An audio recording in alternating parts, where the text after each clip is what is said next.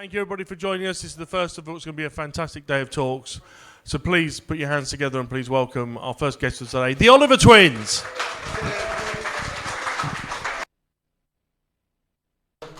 Work now. This one works. And does this one work? Yeah. Hi, I'm Philip Oliver. And I'm Andrew. Hi. And yeah, obviously together with the Oliver Twins. So we're going to try something very different today. If I just move on to the next slide, we'll do a bit of an intro. We'll talk about how we used to sort of design games and give you a couple of case studies. And then we're Games that you probably played. And then we're going to get a bit interactive and we're going to try and ask you to help us design a game. We will then go away for the rest of the day and then come back at 4 o'clock with that game that we've made with your help and input, and tell you how we made it, show you a presentation, another presentation which we haven't even started, so I've got to make that presentation as well. And then hopefully you can all play it. And as long as you've got a mobile phone, you'll be able to play it on your own mobile phone and take it away and show it to everybody else. You can take away a new game that hasn't been started yet. That's the theory. This is the first time. Should work, but we haven't done it before, so wish us luck. Yeah. Some people would do dress rehearsals, but we're kind of busy with doing other stuff. So this is our dress rehearsal. Wish us well. Yeah, it's a live dress rehearsal. Theoretically, it should work, and we should be able to get you a game onto your phone by the end of the day. That you've helped design. Okay, so most of you, I don't know, who was here last year? Put your hand up if you were here last year. Okay, actually it's about a third, I'd say. So we did have that presentation, so I basically cut that down a little bit to sort of just give the basic background. So for the 2/3 that didn't see it last year, here's a basic background. We made a lot of games. Yeah, Andrew and I, we got into sort of our first computer in 1981. It was the ZX81. And the first thing you learn about a ZX81? You need a better computer. That's the first thing you learn. And actually, it was interesting because when we were buying it, I was like, well, why is this computer so much cheaper? And it's like the guy was going on about memory and color and graphics and keyboard and everything else. Didn't know anything. It was like, it's a computer. It's a computer. I don't see the problem. It's like, yeah, the minute you get at home, you realize the problems. And then you appreciate the value of color and graphics and keyboard and memory and everything else. And so we upgraded to a Dragon 32 quite quickly. And we learned how to program on the Dragon 32. Is there a Dragon 32 here? Because to be fair, it ticked all the boxes we wanted. Decent keyboard, colour, decent amount of memory, and the ability to move fast sprites around the screen so we can make games. And it ticked all the boxes. Operating system by a little-known company called Microsoft at that point. This was before PCs exist. It's like they'd actually, and it was the company behind it all was Mattel. So Mattel... Well, they were Dragon originally in Wales, and then Mattel bought them. Yeah. So, okay. But the thing is, it sort of ticked all the boxes, apart from one. It wasn't popular. But as a hobby computer, it was brilliant, because it meant that if we wanted to play games... We had to make them ourselves. Because you couldn't buy them. If you had a Spectrum, it was quite hard to make games, and there's it's too easy to just buy games off the shelf and play them. Yeah, you just go down to Woolworths or W.H. Smith, and there were loads of them, so you might as well just go and play everyone else's. So it actually pushed us to making our own games. So it was kind of funny buying a computer that no one else had. Yeah. So we then, because it wasn't very popular and because we got the bug, we upgraded to a BBC Micro, Model B.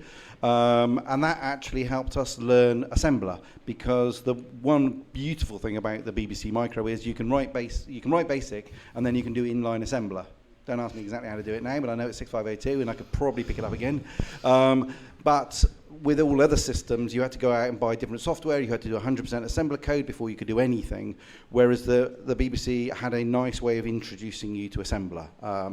And that helped us get into assembler and writing very fast machine code games. And then from there, we moved on to the Amstrad because basically it was 1984 and it looked like we missed the Spectrum. Spectrum's been out for a couple of years. There's some freaking awesome games from people like Ultimate Play the Game, and we just thought, well, we can't compete there, but this Amstrad's a new machine, not a lot of software for it, so we'll compete there. So we had to learn Z80. we got ourselves a 664.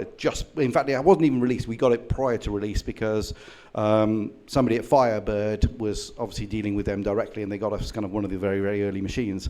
So we had a 664, we learnt Z80, and we started knocking out lots of games on the Amstrad and getting very successful on the Amstrad, as in terms of sales.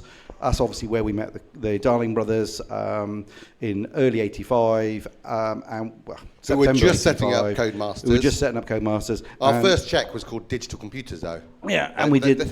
It wasn't called Codemasters when we got our first check. That's true. And the first game we pitched at them just on an A4 piece of paper, handwritten, because you don't have word processors and stuff like back then. So it was a handwritten sheet of paper, which basically was a design for Super Robin Hood. They said that they would pay us to make this game or advance us £10,000, which was like, oh my! That was a lot of God. money back in the day. Not so much now, but it's about like. It's still pretty good nowadays. It's probably something like 50k. And we were school kids. And this was an advance on royalties. So we pretty much left the show. It was like ECTS at Hammersmith in September '85. And we pretty much left the show immediately going, oh my God, it's like they're going to give us that. We've got to go home, make this game, and get it back to them before they change their minds. And so within a month, within a few weeks actually, we went back to their offices in Banbury, turned up with it, they loaded it up, and they go, yep, let's do this. And we signed the contract. Unfortunately, at that point, they then said, did we say £10,000? Yeah. No, it's £2,000 advance, but we expect you'll make 10,000 in royalties eventually. Yeah. Actually, so it was quite disappointing. Not that disappointing, because we're still walking out the door with a cheque for £2,000 after a few weeks. It said Digital Computers, not Codemasters. But actually, it went straight to number one. They converted it to Spectrum and gave us half the royalties. The programmer got the other half, Mark Baldock, and then it got converted to the C64. And because it was so successful, yeah, it probably did earn us about £10,000. However, whilst they were busy duplicating it and selling it, and you guys were busy buying it, we thought we got to do that again and again and again and again. So for the next 5 years, we bumped out a lot of games, mainly for Codemasters, but we did a couple of others like Ghostbusters 2 and Incredible Shrinking Sphere. And in fact, it's earned us, from the Guinness Book of Records, the most prolific game developers in the world. Yep. 8 game developers in the world. Okay, so back in the day, we were at school, and there was a big push that all school kids should learn to use computers. Like, all the parents are going, I don't know what this computer thing is. I've seen Terminator, it's going to take over the world. It's like, not your Spectrum. Like, it ain't going to happen. Although, the Terminator does run on 6502 code. 6502, if you watch the screen carefully. Anyway, it's a listing out of the Apple manual. There's a big in-joke with the thing on this screen in Terminator. Anyway, the point is, there was a big push. Computers, BBC Micros were all sent to the schools, and all the teachers go, we have no idea what this bloody thing is. Find some kids who can actually... Yeah, some kids can play with these computers, but hopefully they won't play games. But we had our Dragon 32, or then BBC Micro, and we entered a national kids competition, like national TV kids competition, to design a game. And we actually wrote a game rather than just designing it on paper. So we won it, and it was live. It was a Saturday sort of thing, and then going back into school on Monday. I mean, I suppose it's like if you won Britain's Got Talent now. We were labelled the geeks. Everyone knew us from school, the All Over Twins, they're the geeks, or whatever. Anything about computers, go and talk to them. But the computers were turning up in school, so the teachers were coming to us as well, saying, so we ran a computer club and stuff off the back of this. Click it. Click it. I did click it. You clicked it twice. Right, well, now it's time to find out who's won our computer competition. You remember a few weeks ago we asked you to design a game and send it in either as a drawing or else as a cassette. Just remind us what sort of special things you were looking for before we meet the winners. Well, it was looking for, obviously, the game concept. Right, let's meet these guys, shall we? Can we have a nice welcome, please? Much longer. We just cut it down to like 30 winners, seconds. Philip and Andrew Oliver from there's a longer Wiltshire. clip. It's on YouTube. We just cut it down to the main point. Which is which? I'm Andrew. I'm Philip. Andrew and Philip. Yeah. All right. But the thing we ought to do really is take a look at your game in action. Okay. So let's start a game now. Right, the arrows in the top corner indicate player. So I'll move the It's wall not a very first. good game. This is actually before we learned Nice assembly. anyway, and I know that everybody will be green with envy. They got a nice computer of their own at home, so we said, why don't you choose another prize? And you decided to go for what's called a high-resolution monitor, whatever that is, for goodness sake. I suppose you lot know. So once again, congratulations to the winners of our computer competition, the Olivers! Anyway, so we were probably labelled as the geeks at school. But you know what? We were proud of, like, appearing and winning a national TV competition, so... And it helped motivate us and drive us on because it's recognition by people that actually what we're doing was kind of interesting and good. Because we spent a freaking load of hours learning how to do this stuff. And if nobody cares, then why are you doing it? So actually being able to show off on national TV was kind of cool. But, even though the game isn't very good. Although actually the game is here.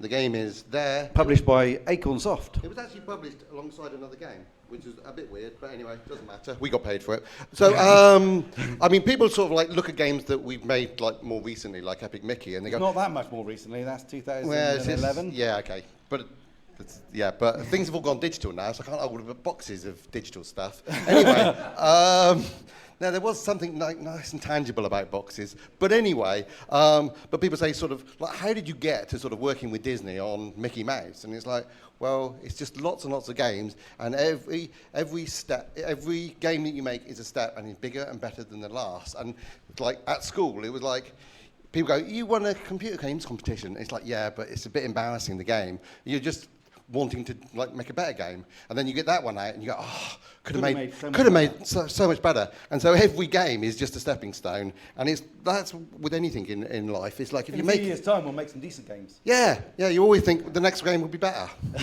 So let's go on. So case study number one. Shall I do this and then you can do the Go on then. Right, fine. Case study number one.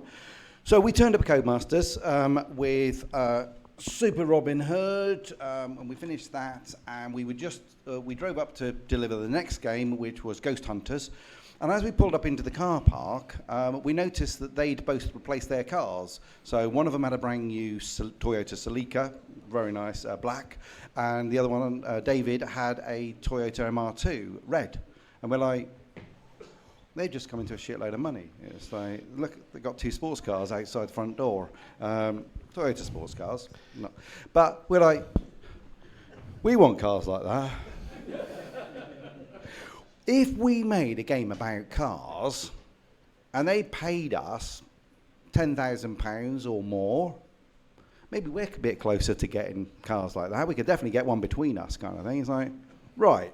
So we went in with our version of Ghost Hunters, which was close to being mastered, and we basically said, so will you take a car racing game off us? Oh yeah, car racing game would be really, really good. They had just released BMX Simulator up here.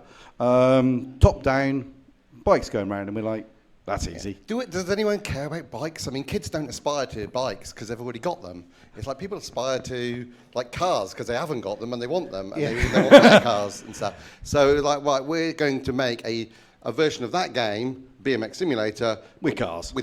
And that's what it was. I mean, people said that we copied Super Sprint. We weren't even aware of Super Sprint at the time. So we got on and wrote a top-down car racing game, which was very, very popular. And we did go and make a deliberate point of buying a nice car with royalties. So yes, we did. We've got a Honda Integra. Yeah, it was quite nice. Had little flick-up headlights. It's like a big MR2, basically. So yeah, that's our first case study. That's why we made Grand Prix Simulator. So we thought of what was aspirational first. Then we thought of how we can approach this. We'll make it a bit like BMX Simulator, only with cars. And we better get it done as quickly as possible before people change their minds. Okay, yeah, it sold incredibly well, 250,000 copies. Typically, we were getting 10p royalties, so you can work out how much money we made off it. They bought a car. Yeah, 25,000. So is what we made off it, and it was converted to various other computers because it was seen as very popular. We did a sequel. There was a Grand Prix Simulator 2. And It actually did spawn Micro Machines. And we started into a NES version, or the NES version was started as Grand Prix Simulator, and then a license was bought, Micro Machines, and it turned into Micro Machines, and we were too busy making another game, Fantasy Dizzy, to actually code it, so somebody else coded it. But it did start life as Micro Machines, if you've heard of the game, did start life as Grand Prix Simulator for the Nintendo. And yeah, Codemaster's first car racing game. Yeah. So I wonder what they'll do with that car racing idea. Who knows? So the next case study was actually what we were working on, which is why we didn't do the Grand Prix Simulator on the NES, was that, so the next case study, a few years later, the opportunity came up to make an NES game. We'd gone to CES in Consumer Electronics Show. January 1990, first week of January, which is a bit of a bugger when you're always trying to master games and show games off on stand, because it basically means you end up working all over Christmas and New Year so that you can actually turn up at the exhibition with a game that works and has got the most features in it and is relatively bug-free. So we'd seen how big the market was. That was our first kind of visit to a CES, and we saw how enormously successful the NES was, and we're looking at it, things like Super Mario Brothers, going, it'll take us like a month to write something like that. I mean, it's not dissimilar. The original Super Mario. Yeah, Nintendo, by the way, we reverse engineered it. That sounds really, really clever, only when you look at it, it's a Commodore 64. Pretty much. It's like they took the keyboard off and put a controller on it. Yeah. It's virtually identical. So we just wrote Commodore 64. And we already code. knew 6502 from the BBC days. So it wasn't too difficult for us to do, but it was an enormous market. Games were selling at about the $30, 20 quid back then, the conversion rate. And the Mario, I think they were already up to 10 million copies and going well, maybe 15 million copies. And we're looking at it going, we could knock that out in a month, and it's not dissimilar to Super Robin Hood. So we think we should change over and start writing NES games. Now, the Spectrums and the Commodores, you usually add like about 32K of memory to write your game in. Whereas, I know it's a 48K Spectrum, but you've got screen memory and various other things. So round it to about a 32K of memory to write a game. But then cartridges are sold separate, and we'd been selling games at $2.99, maybe $3.99 at some point. But then this game, no matter what, is going to be sold at $30 and £30. And it's like, right, but it better be good. So Codemaster said, well, you can make as much memory as you like in a cartridge, up to 256K. So it's like, okay, we'll go for 256K cartridge. And we were like, that's a huge amount of memory. That's just massive. I mean, you couldn't store a photo, obviously, nowadays. But that was just an enormous amount of memory. And we were like, well, we were going to convert Fantasy World Dizzy, but with that amount of memory, we're going to have to fill it out with something. So the idea was to take all three of the first games that we just finished writing, because we just finished Fantasy World Dizzy on the Spectrum and Amstrad. We'll take all three of those games. We'd been making some arcade games, Dizzy Down the Rapids and Bubble Dizzy, and... Well, those two came from that game. It was more fast but we were food, going to make... fast food and quick snacks. So we were thinking we'll put some little arcade games in, which we can then spin back to the home computers. Yeah. So effectively, we decided it's about 6 or 7 like Spectrum games, kind of all in the one game, and make it big and sort of mash it all together. So actually, we thought maybe it's going to take 6 months rather than the usual sort of 1 month or 6 weeks. And now that it's like a Commodore 64, we all know that it's got scrolling. And we loved some of those Commodore 64 games. The Monty Moles and things like that, they're just brilliant because it's scrolling. It's like, right, brilliant, we're going to make it lots of sideways scrolling and then jump between levels or like go into the screen or out of the screen onto different scrolling. Did you put a video in for this one? I did not put a video in. That's a shame. Damn it. Okay, right, okay, there is this. Oh. Whatever. YouTube. Anyway, hopefully some of you know Fantastic Dizzy because you might have played it. Anyway, so it was a case of designing a map, and we kind of like taking popular chunks of the other games that we've done, and then you kind of like did your standard thing of like hand drawing it all on graph paper, working out what all the puzzles were and where to put all the objects. And then we wanted a map in the box. So it was like, what? There is a physical map, because back in the day, all the computer magazines would map things. And we were like, yeah, maps are quite useful, but they also... Look a bit rubbish. They do look a bit rubbish. Like the just map's all in the box. You've lost that.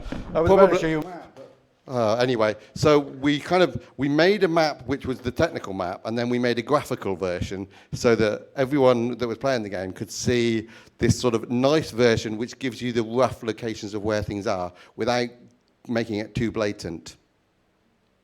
Okay, obviously we looked at all the characters that we'd done over the other games and trying to work out their place in this and redesigning.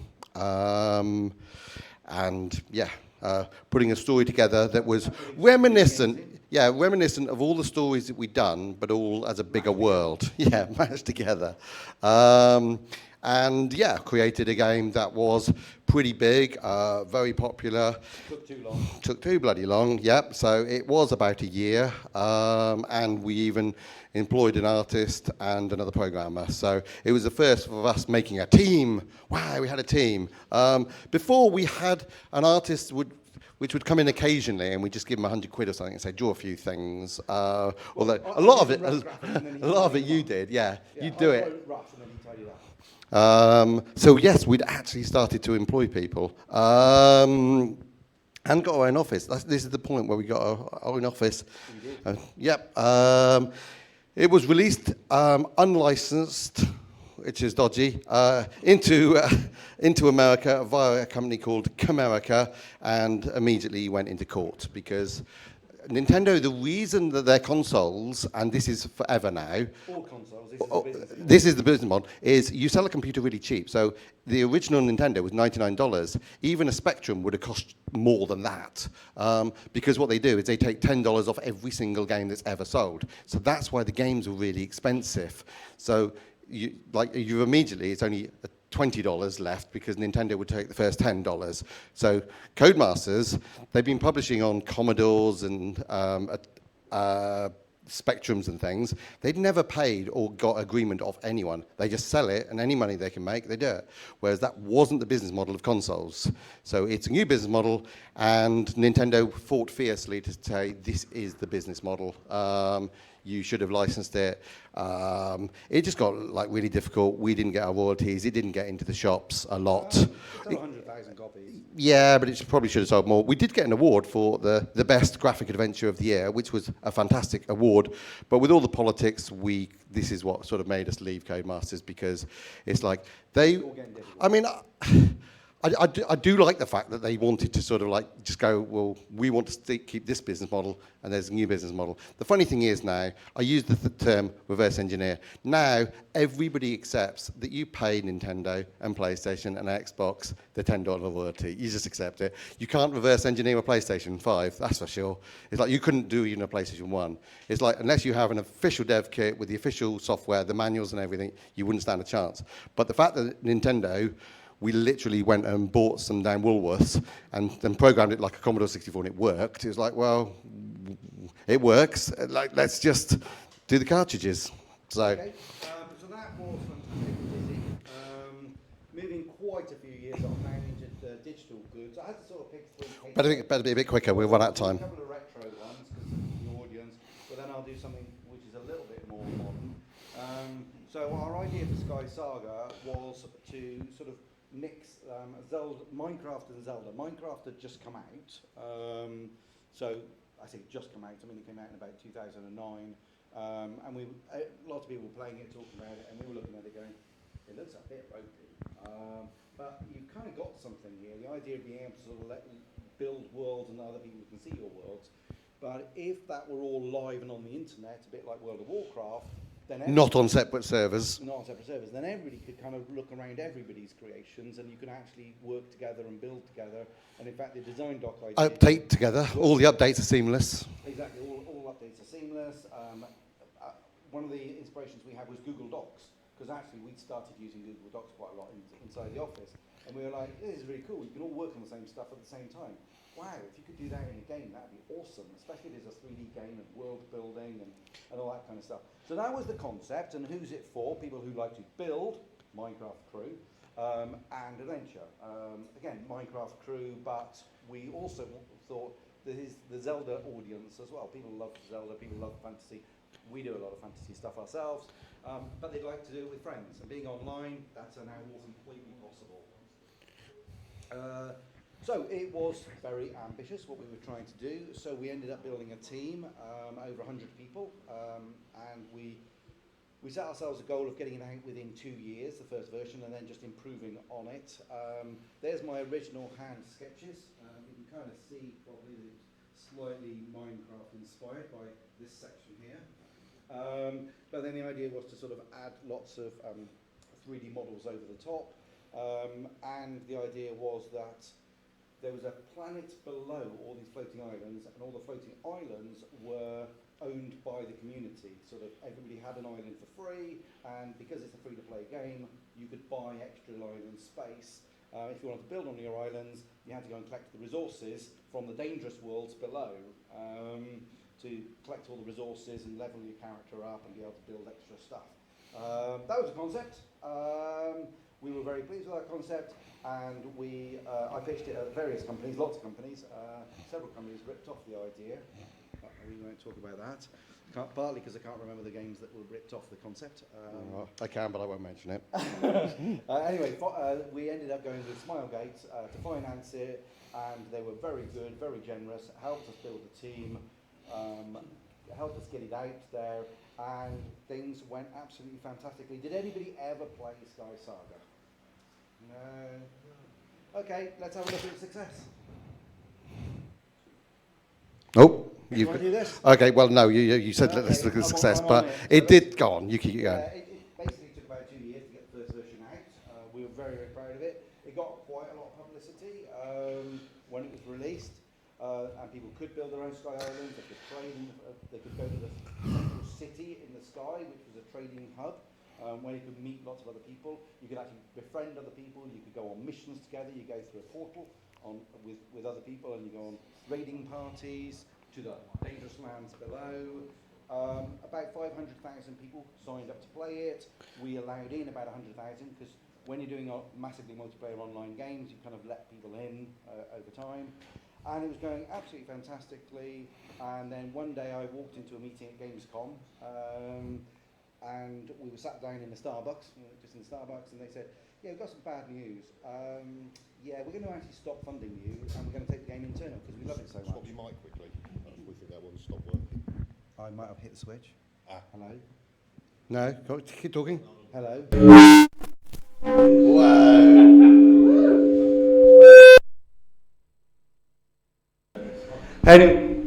Anyway. Loud. Little on the loud side. Sorry. I must have, when I was just talking, flicked it off accidentally. It's just like my thumb. Keep going. Fidgety thumb. Right. Anyway, unfortunately, they liked the game so much, they took it internal. Which happens a lot, actually, in the games industry. We worked on Tomorrow Never Dies and Harry Potter and things, and they got taken internal. Yeah. So anyway, these things happen. They did fund us very well up until that date. So they were a relatively good publisher, but obviously the last meeting was an absolute shock. Just came out of the blue. They paid us handsomely to document absolutely everything, make videos of how to reconstruct it in their own offices. We sent them machines with it all ready to assemble, with videos of this is how to sort of improve everything and work on everything. They put a team on it, and a few months later, they disbanded the team. And whilst the transition was happening, they turned it off. And it never got turned back on again. I mean, we did warn them that we have a very talented team, and it's a very large team who know this stuff back to front. And it's like they go, but if we're committing to this wholly, we want it inside our offices, like because they're in Korea and we're in Leamington Spa in the UK. And they were like, well, it's all fully running. We'll just maintain it and then keep it running and add features. And they just couldn't find the people, but they didn't give it back to us, so they killed it, which was a bummer. So, but this is how it looked towards the end, and it was all running. Everything was there. Oh, this is just straight recorded footage.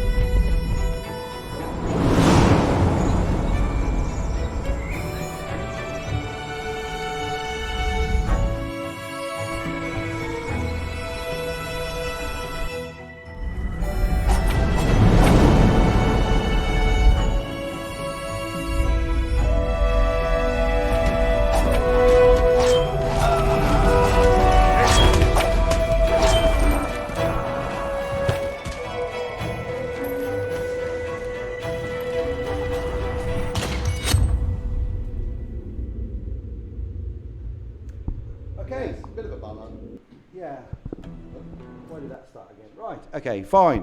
So we did say we're going to design a game together. So that's the bit where we're going to get a bit interactive. How long have we got? Yeah, 20 minutes, so we're on schedule. Okay. So, fancy designing a game. So this is going to be interactive. We've made a lot of games, but we'd like to make a game for you today that you can take home on your mobile phone. So you'll be out this evening, well, by 4 o'clock, you should be running a game that we start making now. So we've done game jams and stuff like that, but that's always 48 hours. We can do better than that. We can do it in a few hours. So that's the theory, but we've never done this like quite as crunchy. So firstly, we apologise that we won't be around as much as you would like for when we're walking around looking at games and chatting to people. Well, we will after the 4 o'clock session. We'll just then chill out a bit more. But we're going to try to design a game with you now. We're going to go away and write it. Downstairs, we've got a separate little room. And then we'll show you how to get it onto your mobile phone. So you can all play it. You can play what you design. So I'm hoping you're feeling keen and will be very interactive and give us ideas. Not that we're short of ideas, but the idea is that we're going to do it live. So, okay. So, have we got a slide for this? No.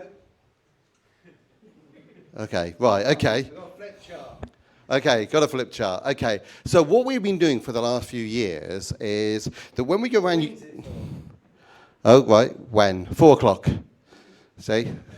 Yeah, deadline. I mean, it's this. People used to say a month. God, that's pushing it. It's like, 48 hours. Ooh. No, we'll go 4 o'clock. Right, so what have we been doing for the last few years? I mean, we've done an awful lot of university talks about how to design games and things. And one of the things you find is that you'll have a really good designer who says, I design games, I know everything about games. It's like, well, prove it. When I used to interview game designers, it's quite difficult for a game designer, unless he's already been in the industry and say, I designed that game, I designed that game. If you're at university, well, what have you designed, or whatever? And he goes, oh, well, we always had to be part of a team because I need a programmer and I need an artist and stuff like that. And they're all busy at universities learning Unity, learning Unreal, okay? Now, I think you've probably heard, AI is going to do that for you. It's like, who needs to program? What language do you teach nowadays? We did Z80 and 6502 and then 68,000 and C and C++ and C#. Those are the languages we did. So if you were teaching people language programming now, which language would you teach them? Oh, which would you teach a designer? Not necessarily a programmer. A programmer might. And back in the day, it's like if you'd have gone to university 5 to 10 years ago and you were saying, I want to be a web designer, they'll go, right, you'll need to learn how to program in HTML and Java. Now, who does that now? Right? It's drag and drop. If you want to do a website, drag and drop. So it's like, right, we're going to make games, drag and drop. So we spent the last few years making a game design tool with drag and drop, so that anyone who thinks they can design games can do it without programming. Because we wrote so many games because we used all the same pieces, okay? And if the same pieces have been written, why are you writing it again? Now, this is obviously where game engines come in, and Unity and Unreal, but you need to program to plug the pieces together. Well, why don't we get a little bit higher level and remove the programming bit? So that's what we've done with Retcon. So to run the game later, you will have to install Retcon on your phone. There's a Wi-Fi code over there, and Wi-Fi code on the next screen. Do you want to go to the next screen quickly? There's a Wi-Fi code on the next screen. It's not going with... It's gone. He's turned it off. It's on there, doesn't matter. Right. It's called Richcast. It's Rich Media Casting. It's on the App Store. You download that, and then you load the game into it. It's effectively like the world. It's a player, and it's partly inspired by lots of things, apart from the fact that we want to make games and allow everyone else to make games. It's like emulators. It's like, hang on a moment, I've got an iPhone, but I can run a Spectrum game on it. Because I can play Dizzy on my iPhone or Android phone because there's emulators. So we'll hang on a moment. Why emulate an old thing when you can make a new thing, but with an engine that is fully interactive? So make a new format. So I will tell you now that Retcon at the moment focuses on interactive narrative. Does he need? He would like you to use the mic. Oh, okay. Yeah, so Richcast at the moment focuses on interactive narrative. So I can tell you now we're going to have to do interactive narrative. But okay, that's quite wide. So it's going to be interactive narrative. let's have some ideas for what it could be, because we don't want it to be all our ideas, and we also don't want you to think, you made this last week and you're just showing it to us at 4 o'clock. I mean, what you need stories, characters, a setting, those sort of things. Yeah. So what sort of... Let's go with setting first. Setting. Environments, and what sort of world should we make a game in? Hands up at the back. Steve. A what? An event you went to. Ooh, okay. Event. Ideas. Okay. Event we went to. Oh, there was a Minecraft story mode. What is it? They're all going to the Minecraft convention. But anyway. Oh, is there? Oh, okay. Yes, I have played it. Okay, any other ideas at the back? Argos. Do you work for Argos? Oh, I was going to say. Are we talking the Greek Argos? Because I High love Street. Greek mythology. It's awesome.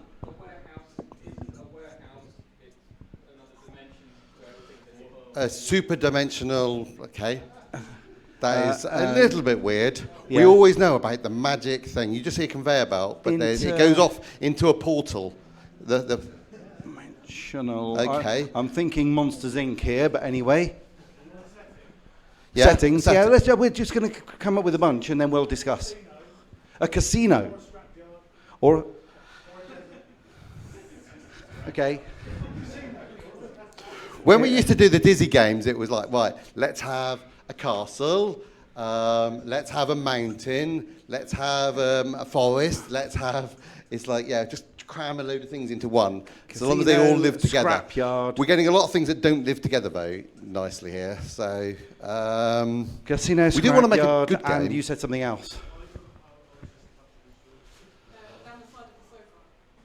Down the side of the sofa. You're making this tough. Down the side of a sofa. Okay, next. A theme park. Theme park. That sounds more promising. I'm just trying to think. We've got to try and come up with what the game is. And like the game of finding something crap down the side of the sofa. Is like, well, it might be some coins. People always used to say to us back on fingernails, but back on the when we were writing on 8-bit, they were going, "Oh, well, what's really popular is EastEnders. Can you make the game of EastEnders?" And we're like, "Can we not, please?" It's like we have made a lot of games of TV programs, but a museum, Night at the Museum, awesome. Oh, let's just rip that off. Inspired by. There was another one here somewhere. Europe. Travelling around Europe. We did the race against time. That was all around that the was world. That was using the Dizzy engine. It's really obvious. If you go and look at it, it's got very Dizzy-esque racing there was time. some more.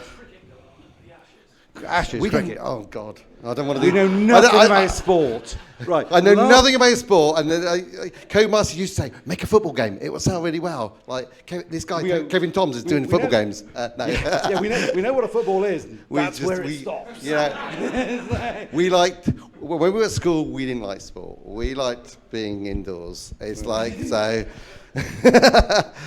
Okay, fine. Look, let's focus down on the pros and cons of each one of these, unless there's any last one. We better make it quick. I was expecting people to say fantasy, something like a Lord of the Rings or anything like that, but nobody went there. Otherworldly. Well, Argos. I mean, there is another world behind that conveyor belt. You know, it probably looks a little bit like a small version of an Amazon warehouse, but. Sorry if you're offended if you did work for Argos. So, look, I think we need to have some voting to help narrow this down. I think well, the thing is, it's when you come to what the story is within that environment. Let's narrow it down a little bit. So we've got the Argos Warehouse Interdimensional, we've got the casino, we've got a scrapyard, we've got the down the side of the sofa, we've got a theme park, museum, Europe, and the cricket.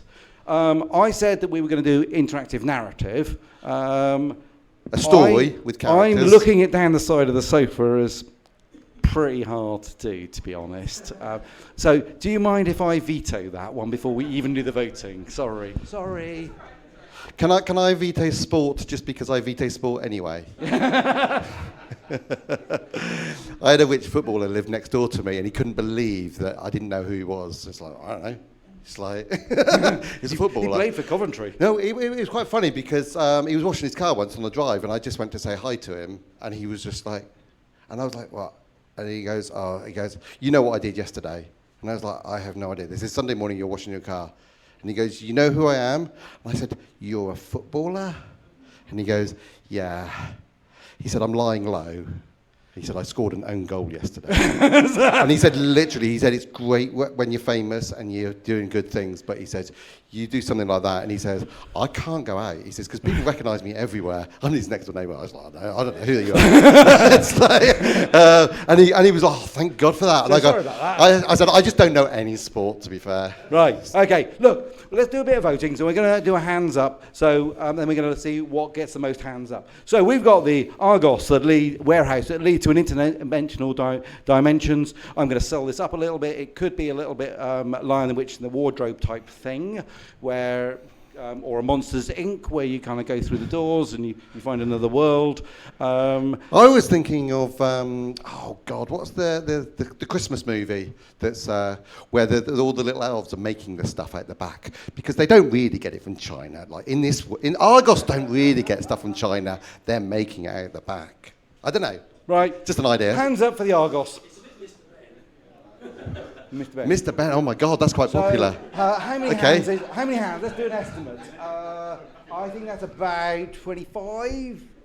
Yeah, we'll go with 25 for that one. All right. We're going to publish this on the App Store. I'm not sure how if Argos, whatever. We might not have to use No. their Oh, we'll call name it and Argos. logo. No, we'll make the logo look a little Greek or something and go, no, it's an island. You didn't trademark it, it's an island. Okay, fine. Whatever.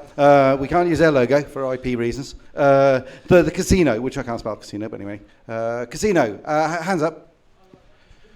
Ooh, it's about 5. Okay, the scrapyard. Scrapyard? 3, 4, 5. I like the Wall-E 6. movie, the Pixar Wall-E movie. I was thinking, I thought that had some.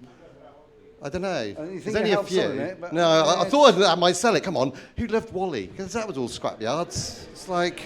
Theme park. Or. Theme parks is lovely and open. You can kind of do so much with a theme park, to be fair. But it's still not getting that many. Theme park. Blimey. 7, 8. Don't tell Frontier. They're 9. selling a big theme park game. Right, museum. Man, people love this warehouse. Okay. Unless everyone feel they had their vote and they can only have one vote, and it's like. Sorry, I didn't set any rules. You could only have one vote, just in case anybody thinks that. Did people think that? Everyone went for Argos. You did it because you wanted to make us a bit more challenging than it already was. But anyway, Yeah, thanks. keep going. Museum. Museum. Not many Only museums. 4, 5. Did anyone like the Night of the Museum film? Because I thought it was quite cool. We nearly made the game, actually. We were in discussions of making the game of that. Yeah, we were. So I think it's only about 5 or 6. Okay. Like, good Lord. I'm going to be generous Or and say 6. Europe. Europe. A game based around I Europe. know we exited, but come on, we're all friends now. Or are we not? Hands up. No. Oh, my God. I'm not going to ask how you voted. Let's not. Well, I do think we have the We've got to make it Argos warehouse interdimensional. So it's the warehouse, not whorehouse. If I get my wrong spelling. Warehouse to an interdimensional world. Okay, it's not what we were thinking when we turned up today, but. No, it isn't. Who can take credit for Argos? Well, back, obviously Green. not. Yeah, thanks. Yeah, right, okay. But everyone else loved your idea. What's your name? Gareth. Right, we'll give you the credit for that one. Yeah. Based on an If idea. the game's shit, right? By Gareth. Go on, keep going. Right.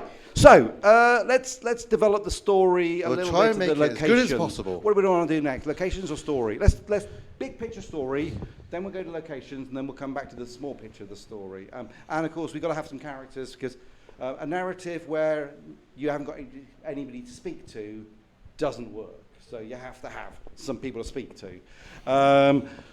So the big arc of the story of this warehouse. What is the objective? What is the overall objective? And back on the Christmas theme, Okay.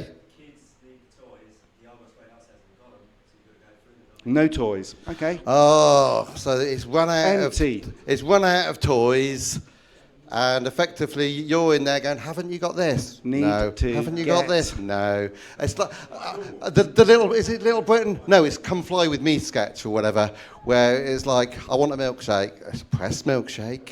It's like No, right. whatever it is. Right. It's like it's quite So funny. we The need to get cashier the type. toys. Okay. Yeah. Okay. So it's empty, and they're going to try to. I have to say that lots of warehouses have lots of goods in them. I think it should be specific things are requested, which you're either supposed to have, or they're just a little bit kind of. Yeah. I mean, there's that. What's his name? The tall guy with Ricky Gervais's Steve Merchant film about trying to find the unicorn. Do you know? Have you seen that story? 2 years ago, it came as a Christmas movie. Got to find the unicorn. They're sold out everywhere because every kid wants the unicorns. Yeah, it was a rip-off of a Schwarzenegger movie. Well, yeah. So I actually think it would be quite a good idea that rather than that it's an empty warehouse, that it's there are these rare toys. So it's rare toys.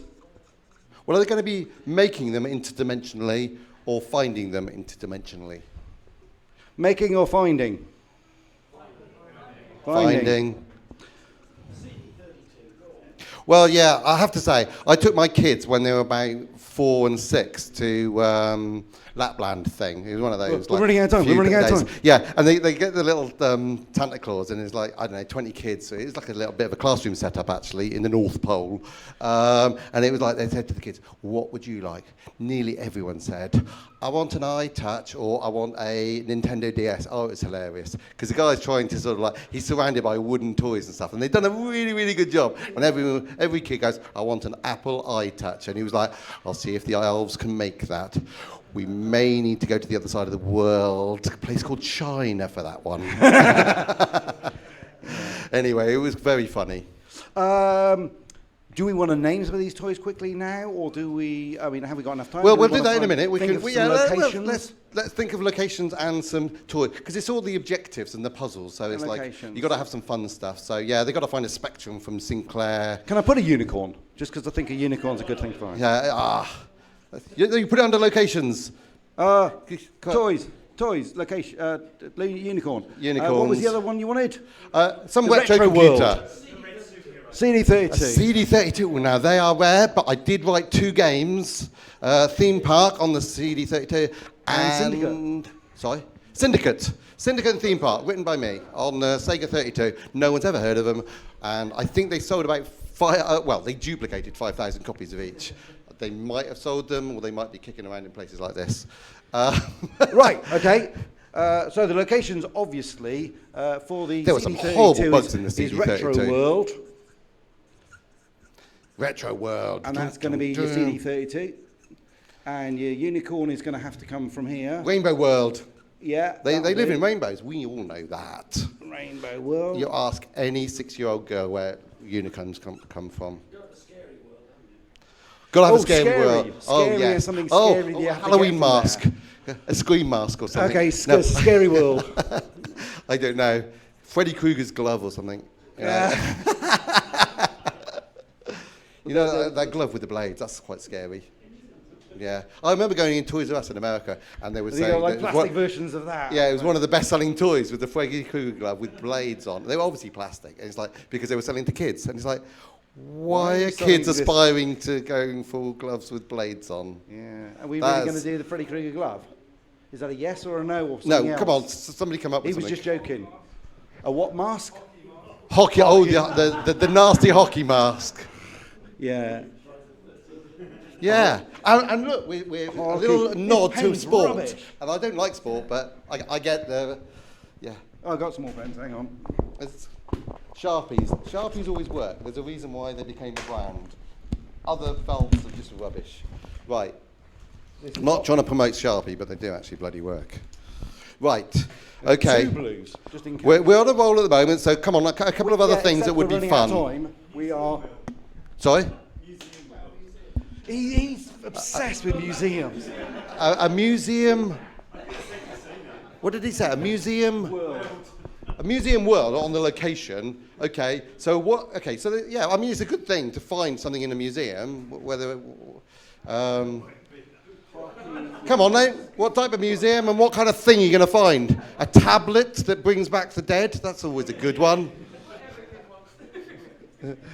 Bring back a mummy from the dead. It's been done before, but hey. Yeah, are we happy with A tablet, an ancient Egyptian stone tablet from the museum. or something else? Anything? Go on. An eye tablet. Is that a hand up at the back, or are you just supporting the wall? They're Just in case supporting it the falls wall. over. Right. Just put a tablet, magical tablet or something tablet. No, That's the retro world. That's the retro world. We're getting a computer. This one, we're just going to go, no, the Egyptian tablet as opposed to a Samsung tablet. Right, I okay. was thinking paracetamol. Sorry, what? A musical? Ties. Hang on. Can I now call 4 o'clock? Have we not got enough here? Right, that's enough. Okay. So the story is that you're the warehouse worker, and you get these requests come through, and you go, it's not on the shelf, but I do have this portal. Okay, so it's got to have a magic portal. So you've got to have the counter, the Argos counter, with the conveyor belt, but a portal for the things they can't get easily. Yeah. Not in a warehouse, but I think I can manage it. So the counter and the portal. Happy with this, everybody? I think we're setting ourselves up for a fall here, but Okay. Some characters. Obviously, I think the cashier girl going, "What do you want? No, I haven't got that. No, no." And then some a odd unicorn. bod. I'm sure he can find that. And then she just calls it to some bloke. Go and get me. And I haven't got one. I don't care. Go and get it. Customer wants it. All right. I think. Yeah, that's where I was going for. Yeah. So, characters. So, a female cashier whose computer says no. Have you got a bin? What? You just lose those permanently. I keep picking them up. And they don't work. They're just crap. Right. Okay. And then some teenager boy who's just going, what am I supposed to do? It's like, go and find it. And then in each world, let's have a person. So They're all sharp. when you turn up at the museum, there's a museum curator who says, "Where the hell did you just come from? You just walked through that wall," or something. Characters. So we've got Hang on. a female and a male in Argos, Sorry, and then somebody said earlier about the Mr. Ben reference. oh yeah, it is like Mr. Ben. And you could Oh, be- sorry, kids, if you don't know Mr. Ben, but you know. But But it is Mr. Ben. But we're making a modern version. He did used to go to Pirate World and medieval castles and stuff. But we anyway, didn't pick those. no. So it's kind of so you play the character of a modern Mr. Ben, yeah? No. Oh, No, you're the customer asking for stuff. And No, 'cause no, you're not because gonna you've go got to go get into stuff the world. yourself. Oh yeah, you've got to go into the world. Yeah, you got to go to the world. So you're the adventurer. Oh, So player- no, you Player equals adventurer. well, the player is the person who. Right, so the cashier person. Modern Mr. So Ben. there's a customer, and the cashier says to the cashier person, my kid wants a unicorn. And she says, oh, I don't know. Computer says we're out of stock. But then you can go, oh, but I think I've got a way. I can go through this portal and I can get anything. So But as if if your by little magic, girl wants a when you unicorn, turn up she in will this- get a As if unicorn. by magic, when you arrive in the places, the shopkeeper appears. Yeah. What? That is Mr. Ben. And we've referenced that in Dizzy. Yes, No, anyway. what I'm thinking is you've got to have some characters. So we've got the cashier, the cashier. The store could be struck by lightning, and then that transports you to those, you can see The lightning. I think we just need a portal that you go Portal, through. but where did that portal come from?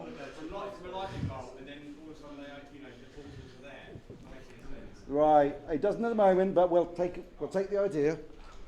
Lightning. We all love Back to the Future. Lightning comes in really handy. Portal. Yeah, lightning's kind of magic. Bloody hell, we've got loads of Sharpies. Right. Can I use all, like 6 or 7 at the same time to get width? What? I don't think so.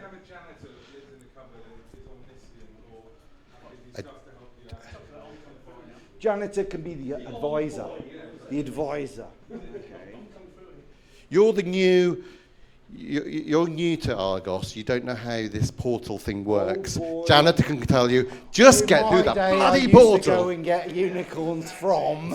I'll just type it in here, and it's like the portal's now set on Unicorn World or Magic Rainbow Cloudland, and you just jump through. You'll be fine. It's just like the Star Trek teleport. It doesn't matter. It's not like the film The Fly. You'll come out in one piece. Right, okay. Right. And then we're going to have a character in each world, I would have thought. Yeah, each one. Because when you turn up at the museum, there's a curator who says, "What are you doing here? We're closed." Characters in world. It's helpful if you're the only one there. Right, Because we otherwise, are running out of time. We're running out of time. I was going to hopefully get to some kind of puzzle ideas, because the good thing about narrative is rather than it just being a straight line and non-interactive, of actually having to solve problems. But we'll work it out. You'll work out that we've only done this on the fly. You can definitely work out that we didn't come up with this idea before this meeting. No, because we've got Gareth. Because Gareth, we are blaming for that. But what if what you're finding is in different bits, so you've got to put them together to get the complete choice? So rather than like World 1, World 2, World 3, World... Whatever. World 1. So this is the warehouse. This is location 1. So this is Rainbow World or something. Location 2, location 3, location 4. Rather than... linear. We want a little bit... Level 1, level 2, level 3. It's do basically go here, go here, go here, go here. And in each place, you'll find a few clues. So something here might open something here, which opens something over here. Don't make it too difficult. 4 o'clock deadline. Which opens over here. Right, okay. I think this sounds easy. Oh, come on. Right, I think we should call it because it's 12 o'clock. So thank you very much. Especially Gareth. Yes, hopefully you've found our talk interesting, and it's an interesting challenge, and I do hope you come back at 4 o'clock and we'll say how we tackled it, and we'll show you. Hopefully you'll be able to take it away on your phone. And play it. That's the theory.